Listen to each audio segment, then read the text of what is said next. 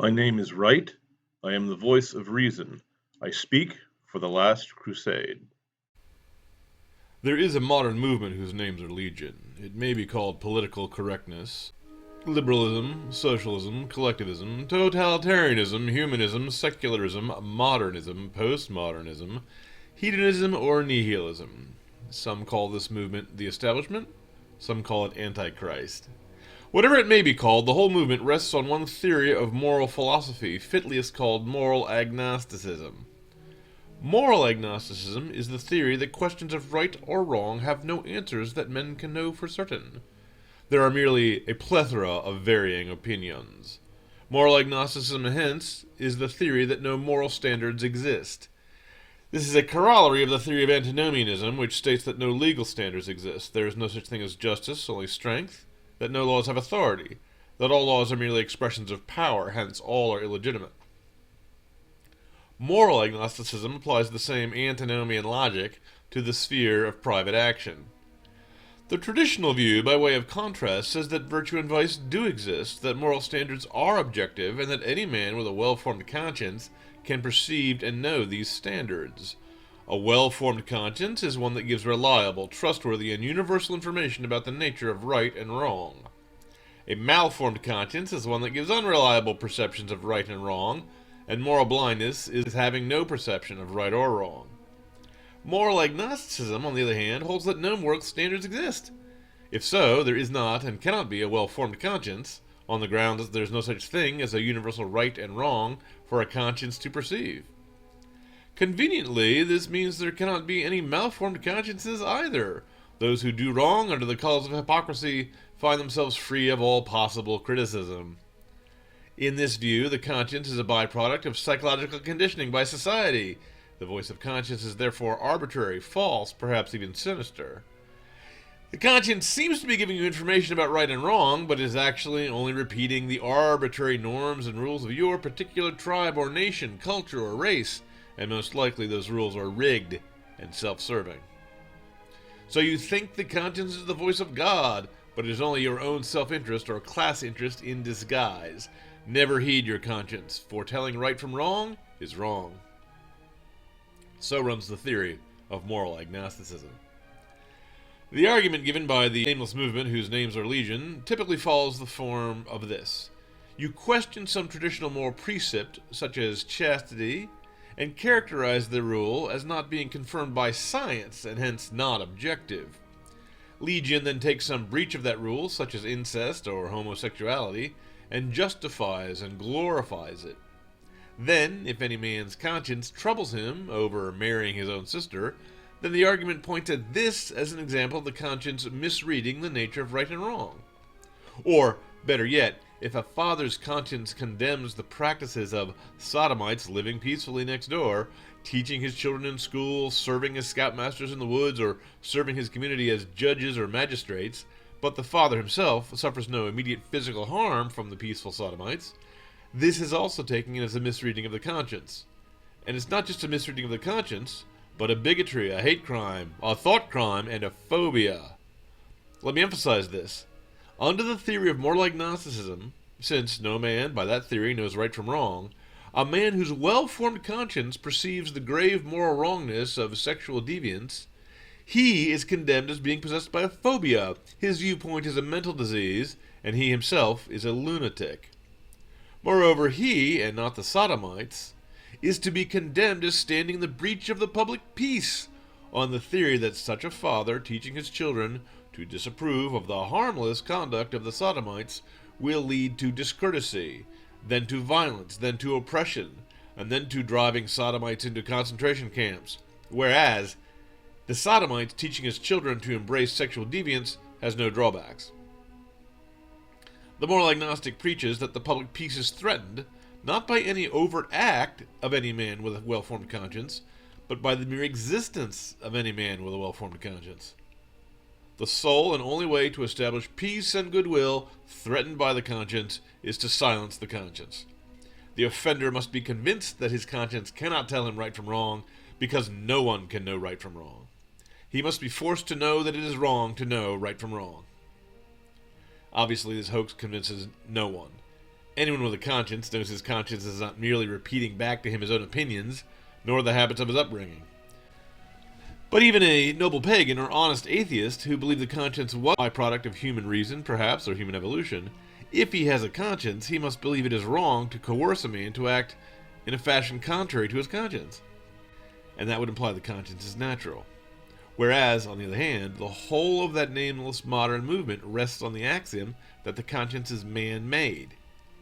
So, if the conscience is man-made, the conscience is a product of human willpower, or law, or custom, whereupon we could silence the conscience by an act of will, or by repealing laws and customs.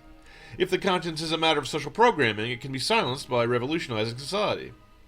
All that is needed in that case is an all-powerful regime, a benevolent despotism, able to force the recalcitrant to adopt the maxim of toleration in all things to all men. This promise is that such a despotism of toleration will bring happiness, civility, and peace. No one will have any reason to disapprove of any other man, no reason to go to war with any other man, if every man's conscience merely tolerates what every other man's conscience tolerates. This is a fatal conceit. The promise is a lie. First, the promised happiness does not come. Why not? The promised happiness does not come because the axiom of the argument is wrong. The conscience comes from heaven, not from society. It is not man-made. All that happens in reality, when the whisper of heaven in the conscience is ignored, is that the unease its message brings is blamed on society, specifically on those members of society who seem not to be going along cheerfully with the despotic regime of toleration, the conservatives, the Christians. If you are a Christian, you can expect, therefore, to be exposed to the sudden, unexpected, yet mouth-frothing ire of some stranger in whom you have no interest, because, and merely because, you are not sufficiently helping him to perform some atrocity against the unborn, or not sufficiently enthusiastic about desecrating a sacrament he wishes to deface. The stranger, in this case, is allowed to indulge in sick, sad, and sometimes in inhuman vices. He is surrounded by a continual and unending barrage of applause, praise, and plaudits, and cheers for his bravery, because and only because of his vice, whatever that vice happens to be. So why does he need your approval, tax support, money, and so on? The whole world is cheering him. Why does he need your applause? Why does he need you to bake him a wedding cake, sign a marriage certificate, rent him a hall, pay for public radio to fill his ears with soothing fake news, and then pay for him to kill his unborn child? It is because the same moral imperatives still operate in the human soul under the regime of toleration as under the old regime of decency and civility. The world and the pleasures of the world cannot make him happy, merely because your conscience is in working order, and it tells you the same message his would be telling him if his conscience were in working order. For the same reason that his conscience has authority over him, your conscience has authority over him, won't like it or not. And he resents this, and he resents you. Your conscience has authority over him, even though you have no power over him. He knows adultery is wrong, even if it is no longer illegal, and so he hates you. Your existence reminds him of how he ruined his life. And likewise for any number of self-destructive vices. He knows they are wrong, even though they are no longer illegal under the despotism of toleration. So he hates you. Your existence reminds him of how he ruined his life. By the logic of the dictatorship of toleration, you should not be making him unhappy. But since there is no limit to the use of force under a dictatorship, you should be forced to make him happy. But it's your conscience that makes him unhappy, so it's your conscience that needs to be silenced. More to the point, by the logic of the dictatorship of toleration, your conscience lacks legitimacy because and only because it makes the vice-addicted sinner or the pervert unhappy. Those charged with enforcing the law, always glad to expand their power, agree that they should have the power to enforce silence on your conscience. So his unhappiness grants him the right to use force of law against you to compel you to pretend, by any public signs he demands, that you approve of his sins and adore his evils. Better yet, the alleged fear by any bored busybody that some theoretical stranger may perhaps someday be made unhappy by your lack of participation in the shared sin even if no one in reality has expressed any real unhappiness, is a sufficient excuse. Unlike a real court of law or a real scientific proof, the dictatorship of toleration is allowed to use evidence that does not exist and rule on issues of which there are no parties in order to solve cases where there's no complaints. Because saying that the dictatorship should only solve real problems and should not try to solve imaginary problems would be a rule of legitimacy. It would be a standard. And standards are what antinomianism abolishes. By the end of this convoluted process of avoiding thoughts and blinding oneself to the obvious, the despot comes to the conclusion that vices of the vice addict, merely because they make him unhappy, legitimizes and authorizes the vice addict's desire to silence and destroy you. Your conscience, merely because your conscience makes the vice addict unhappy, robs your desires of any legitimacy. You no longer have the right to speak, your side gets no lawyer, no trial, no soapbox, no day in court. So the despot of toleration robs you of your liberty. And without liberty, how do you find happiness? Second, the despotism of toleration also promises civility, but this promised civility also does not come. In order for civility to exist, two strangers must hold each other in sufficient mutual respect that, even when disagreement arises, each one is willing to admit, if only for the sake of keeping the discussion civil, that he might be in the wrong. In the case of legal disagreement, the only way to solve a dispute peaceably is when each one is willing to let his opponent also have his chance to persuade the jury, also have his day in court, and each one is willing to submit to the verdict of the jury even if the verdict goes against him. And each man has the expectation that the other man in the case is likewise willing. But suppose a man were hauled into court by a child, or a madman, or a savage beast, and set before a jury of children, or lunatics, or beasts. There could be in that case no logical expectation that the other side of the dispute were in its right wits, or were capable of grasping the moral gravity of the debate, or capable of rational speech at all. Such a man could not allow such an opponent, nor such a judge to stand in judgment over him. He could not inspect carefully the exhibits the opposition brings in, nor listen carefully to the complex legal reasoning of a dumb animal, an infant, or a lunatic, allegedly establishing a case against him, because there could be no evidence and no reasoning. The dumb, the bestial, and the lunatic are categories of persons and entities not capable of being held accountable to moral standards.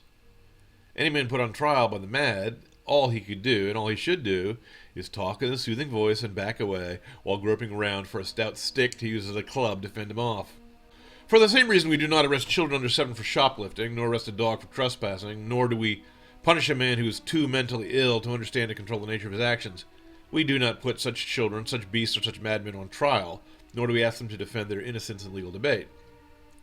This is the same light in which the theory and practice of antinomianism requires the toleration dictators to regard us. Consider one example of many.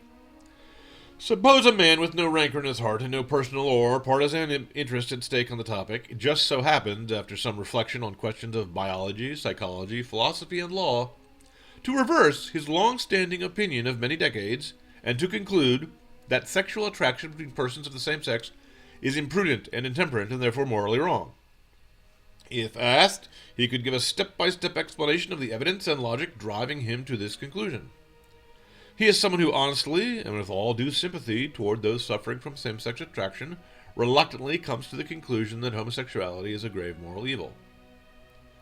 I submit that, according to the dogmas that govern political correctness, including the overarching dogma of antinomianism, there is no way for that man to exist. According to political correctness, he is a homophobe. Hence, his opposition to sodomy cannot be reasonable, it cannot be honest. It has to be a mental illness. He opposes the glory of sodomy because and only because he is a living devil, and no insult is too dark to blacken his name. No attempt can be or will be made to talk him out of his position, because political correctness does not recognize that he has a position at all. As I said, it's a mental disorder, a phobia. Indeed, according to political correctness, that man cannot be left in peace to hold that opinion. He might spread it to others. If a mentally unbalanced and potentially dangerous Christian fanatic were to overhear that man mouthing this hateful sentiment, violence would erupt. And during the precarious time before the inevitable Christian backlash, riots, internment camps, and mass lynchings of gays, many persons of alternate sexual orientation might be exposed to fear for their lives, or, worse yet, subjected cruelly to a type of subliminal and invisible insult called a microaggression. Therefore, that man has no right to free speech, because his speech is hate speech, which is practically the same as an act of overt violence. He must be denied any public platform to spread his views. In the eyes of the despots of toleration, the honest man does not have a case to bring to court any more than does a child or a madman or a brute beast. Their worldview does not allow the possibility of an honest man coming to the conclusion that any politically correct dogma is wrong or bad. For if any politically incorrect stance were a legitimate position, it could not be dismissed sight unseen. A homophobe would be a man worthy of respect. His view would be one that a reasonable, if mistaken, person could hold in good faith. And if so, then, and this is a crucial point, if so, then any politically incorrect stance could be a legitimate position, and political correctness, therefore, would not automatically bestow a crown of moral superiority and mental superiority, able to reject all contrary opinions sight unseen. Indeed, such a blind rejection of all contrary opinions sight unseen would instead be an act not of virtue, but of closed-mindedness, a snap judgment, even an act of bigotry. Virtue would once again be granted legitimacy, and vice would once again be illegitimate.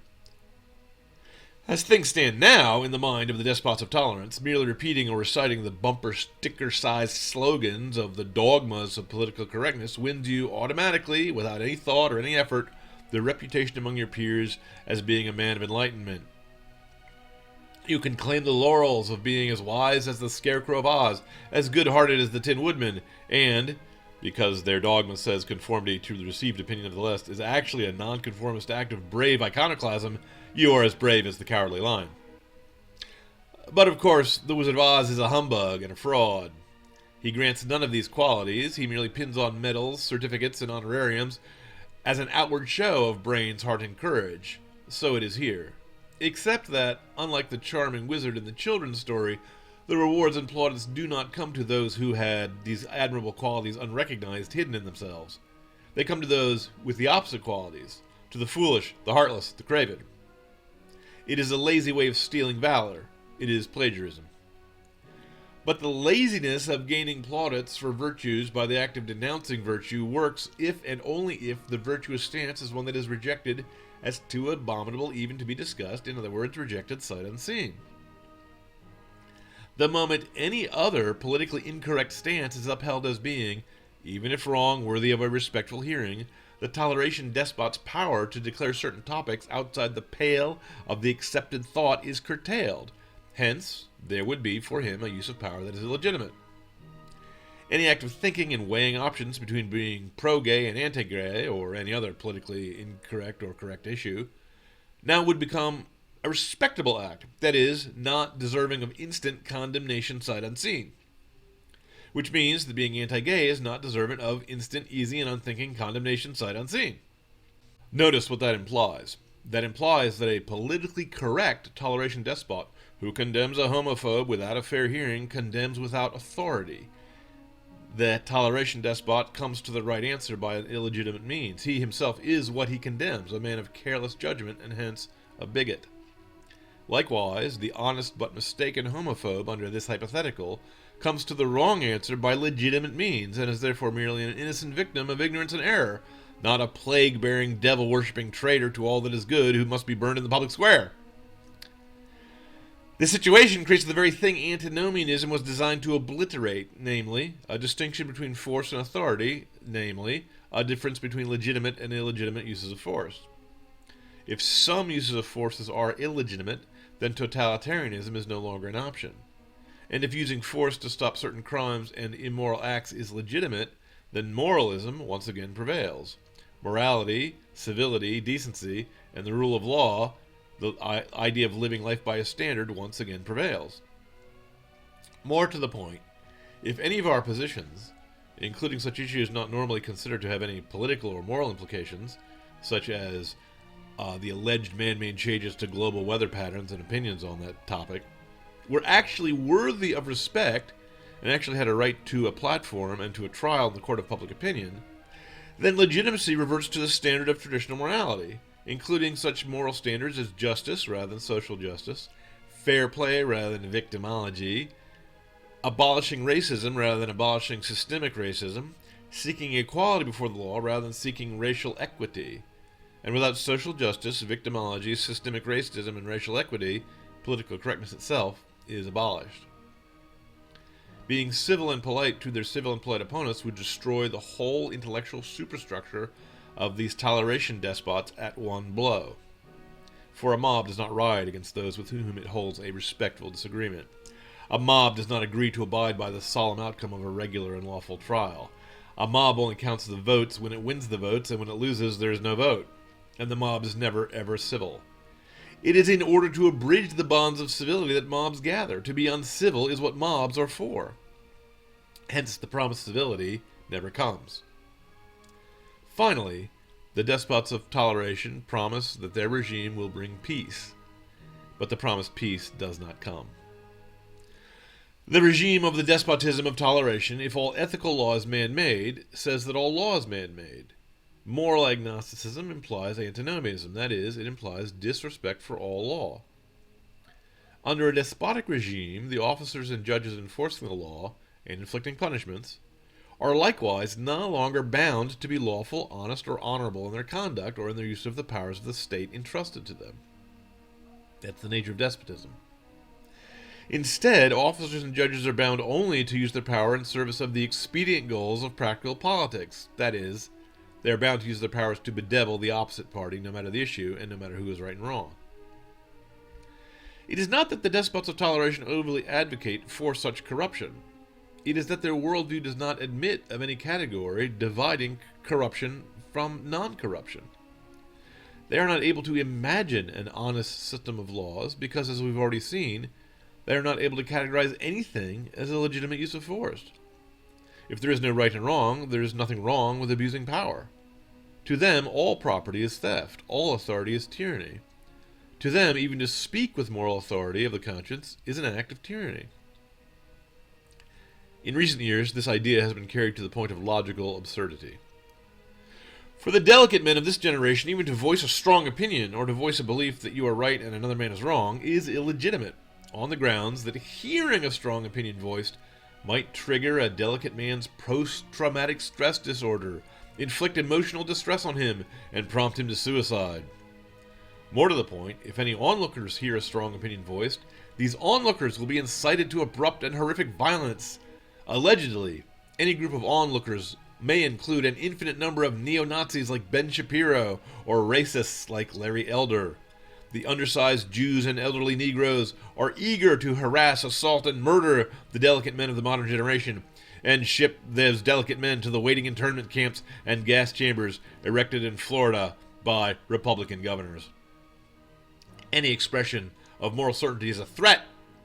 The delicate men of the modern generation have to be taught to fear that to hear anything other than a fulsome expression of flattery praising their disgusting sins is tantamount to using force against them to bring them into conformity.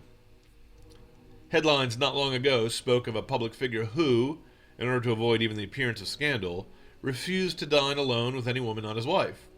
He was severely criticized for this and called a woman-hater and accused of mental disorder. The allegation was that private dinners with public servants was a crucial part of the game of politics from which women were being unfairly excluded. The reality was that any example of morally upright behavior is anathema to the despots of toleration. Any example of abiding by moral standards is alleged by the despots of toleration to be an act of tyranny, fettering and scourging the oppressed. They allege that even a silent example of good and decent behavior might trigger a spontaneous eruption of mob violence against the free-spirited freethinkers among us and open the gates to the internment camps and the gas chambers. Force, of course, is used abundantly and to excess wherever the philosophy of despotic toleration gains political power. See the terror of the French Revolution for details. And the genocides, note the plural, under socialist regimes in Germany, Russia, China, and indeed anywhere socialism triumphs. In China, North Korea, and Cambodia, the use of force ran free from any possible goal, and it was merely done out of an absent-minded lust for terror, bloodshed for the sake of bloodshed. At the same time, and with no blush at the staggering magnitude of this cyclopean hypocrisy, the despots of toleration condemn all use of force as illegitimate. To them, a peaceful protest is an insurrection, but an insurrection is a peaceful protest. The pattern is obvious once it is seen, but any honest man is reluctant to see it out of a natural unwillingness to believe the worst in his fellow human beings. But the pattern is there. The enemy regards vice, including violence against the innocent, as having moral authority. That is why the enemy defends terrorists and communists against anyone willing to destroy civilization. Whereas the enemy regards virtue as lacking more authority. That is why they mock and berate virtuous men, and their most venomous barbs are reserved not for the vices of those that they mock and berate, but the virtues. The despotism of toleration turns out to be nothing more than the glorification of vices for being vicious and the hatred of virtues for being virtuous. So the true name of moral agnosticism is immorality. Its true name is evil.